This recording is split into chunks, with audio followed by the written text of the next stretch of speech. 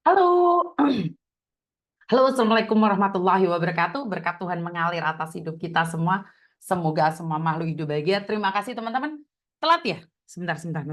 Telat 16 menit. Saya minta maaf karena ada sesuatu yang perlu saya lakukan. Dan ternyata di LTD saya, di unit TKW Hongkong LTD itu sudah ada 21 orang nungguin nih. Aduh, saya sampai bingung. Tahu nggak saya beli ini?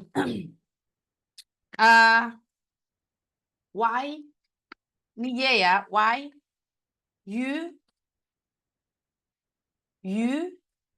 Kok kayak G ya? U ya? Ini U ya? U N I. Uni. Jadi saya kebetulan beli ini untuk ditaruh di di depan kantor saya. Jadi Uni. Oke, terima kasih sekali teman-teman yang sudah menunggu uh, apa ya? Live saya hari ini. Terima kasih sekali. Beberapa hari ini saya nggak memakai khas Indonesia, yaitu batik. Saya lebih memakai kayak formal gitu. Gara-gara kemarin itu sering ke ke persidangan ya, dideketin orang, dipikirnya saya adalah pegawai. Saya saya jadi malu deh. Karena kebetulan mbaknya ada masuk di ruangan dan saya pakai baju kayak gini. Jadi kebetulan saya pakai baju kayak gini. Ternyata orang itu melihat kita itu dari pakaian ya, Mbak ya. Jadi saya pakai baju ini, berdiri nunggu ya. Susu gede. Jadi waktu pakai baju kayak gini, dipikirnya saya pegawai. Dipikirnya saya pegawai, terus ditanyain kartu. Kartu namanya mana? Jadi waktu waktu pakai baju kayak gini, mereka nanyain, saya tuh bekerja di mana dan minta kartu nama. Jadi malu saya, padahal saya bukan pekerja. Jadi karena pengaruh baju ternyata punya punya dampak yang sangat besar sekali ya teman-teman ya. Ternyata baju itu bisa bisa membuat seseorang terkecoh ya. Jadi dengan baju-baju seperti ini, saya tidak memakai batik ya, selama seminggu ini saya tidak memakai batik. Saya pakai baju kayak gini aja, dikiranya saya itu pegawai. Ya, pakai baju kayak gini, dikiranya saya itu pegawai, padahal saya bukan siapa-siapa, saya bukan pegawai. Jadi ditanyain kartu namanya mana, kartu namanya mana, kerja di mana, sebagai apa. Waduh, jadi malu saya. Aduh, ternyata baju itu bisa membuat membuat seseorang itu berbeda. Nah, itulah penampilan. Jadi penampilan itu kadang-kadang bisa bisa membuat kita tertipu ya. Padahal saya nggak bekerja. Jadi mereka menanyain kartu namanya. Mungkin bisa bisa tahu sebagai apa. Dipikirnya aku sales. Sales apa tukang asuransi ngono toh. Jadi saya nggak habis pikir ya. Ternyata penampilan seseorang itu bisa menipu segitunya. Jadi ya udah nggak apa-apa saya bilang muisi ya. Oh silai ya. Ngerti nggak silai itu apa? Sila itu ibu rumah tangga, Mbok Dewur.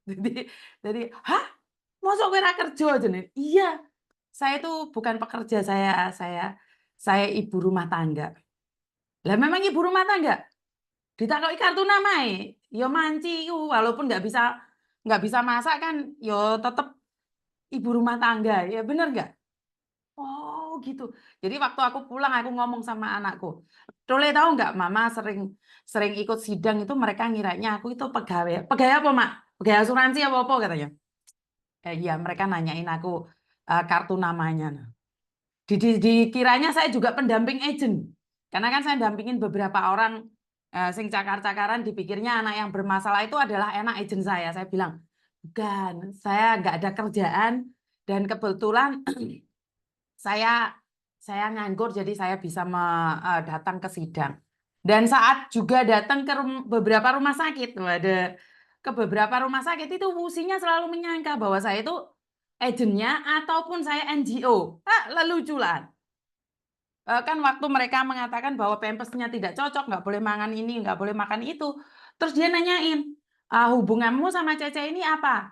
Oh, karena sama-sama orang Indonesia, saya bilang seperti itu sama sama dokternya. Eh, ininya nggak cocok, harus seperti itu dan kita membelikannya buat mbaknya yang ada di rumah sakit. Terus dia nanya, kamu NGO mana? Hah? Mowa, oh my God. Hah? Ini uang pribadi, bukan uang dari YouTube saya. Ada orang yang ngasih. Aku bilang seperti itu. Jadi hari ini juga saya akan ada di Queen's Mary Hospital hari ini. Siang ini saya ada di Queen's Mary Hospital. Siapa teman-teman yang mungkin ada majikannya ke sana atau seperti apa dan bagaimana, nanti saya jam 2-an ada beberapa orang yang meminta sesuatu di Queen's Mary Hospital di Pok Fulam. Jadi saya ditanyain NGO-nya mana, apa seperti apa, saya bilang saya bukan NGO. Lah kamu bergerak seperti ini, siapa yang sponsori kamu? Waduh, ini pertanyaan yang sangat sangat saya malu dong, nggak ada yang nyponsori saya. Sponsor saya adalah netizen 62. Saya bilang seperti itu. Enggak sih, enggak. Mereka enggak paham netizen 62. Jadi saya bilang itu semua hasil dari YouTube. Hah? Kaum. YouTube mau tuh Chinmo. Mereka bilang seperti, betul. Nggak banyak uang, tapi banyak rezekinya kok. Contohnya omplong ini. Omplong ini adalah omplong ajaib. Momoron tersi, momoro isi meneh. Momoron tersi, momoro isi meneh. Ya, ini adalah komplong-komplong ajaib. Jadi saat mereka menanyakan apakah saya NGO atau mereka menanyakan apakah saya sebuah organisasi yang ditunjuk untuk memberikan bantuan pempes atau makanan di rumah sakit, saya nggak bisa ngomong apa-apa karena memang saya bukan mereka dan saya sendirian. Dan saat ditanyain dapat dana dari mana, ya saya bilang dananya dari YouTube.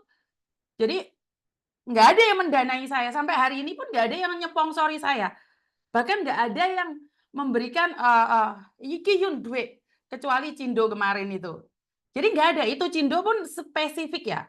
Cindo itu spesifik memberikan pada murni. Jadi Cindo itu spesifik memberikan pada murni sebesar 10 juta. Ini bukan bukan untuk teman-teman yang ada di rumah sakit ya. Jadi dia itu langsung spesifik memberikan uang itu pada murni. Jadi buat teman-teman yang selama ini mendukung saya, bahkan memberikan support, baik doa ataupun saweran atau apapun namanya itu, saya ucapkan banyak-banyak terima kasih. Sampai hari ini saya bisa berjalan, saya bisa melakukan sesuatu itu karena bantuan kalian, karena kepercayaan kalian. Jadi kalau secara pribadi nih, kalau kalian menyerang saya secara pribadi karena kesalahan saya dengan tabiat saya yang urakan ataupun arogan, saya minta maaf, saya manusia biasa dan saya tidak seharusnya mengambil keputusan saat marah, dan benar itu saya harus berubah nih. Nggak boleh dong saya enaknya sendiri ngomong ceplas-ceplos seolah-olah bahwa orang itu tidak akan terasa sakit. Padahal saya sendiri mengajarkan pada kalian bahwa jangan mengambil keputusan saat marah, tapi saya sendiri tidak bisa mengendalikan emosi saya secara pribadi. Jadi ini adalah baik, hujatan ini bagi saya secara pribadi adalah baik. Tapi bukan berarti dengan hujatan ini saya berhenti untuk melakukan yang sudah saya lakukan. Perkara saya diakui atau tidak, perkara saya dimasukkan ataupun didepak, saya nggak masalah karena selama ini saya juga sendiri gitu loh. Jadi selama ini saya sendiri, saya melakukan itu. Kalau zaman dahulu kan nggak ada yang namanya ngonten itu ya. Zaman dahulu kala itu nggak ada yang namanya ngonten-ngonten. Ya udah, masuk rumah sakit, keluar rumah sakit, masuk penjara, keluar penjara, itu nggak akan ada yang peduli, nggak ada yang tahu. Ya walaupun saya besok berapa orang pun nggak, karena nggak ngerti ya. Walaupun YouTube saya itu ada sejak 2012, saya nggak ngerti caranya ngonten.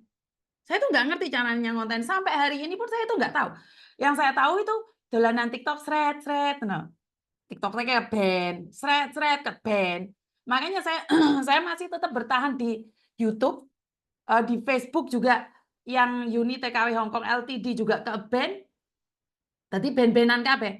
Jadi buat teman-teman, saya ucapkan banyak-banyak terima kasih, dan satu lagi masukan dari pihak rumah sakit, kalau ngasih pempes jangan yang celono ya Mbak ya, ojo sing katok jarene. Karena angel lek jiret nih.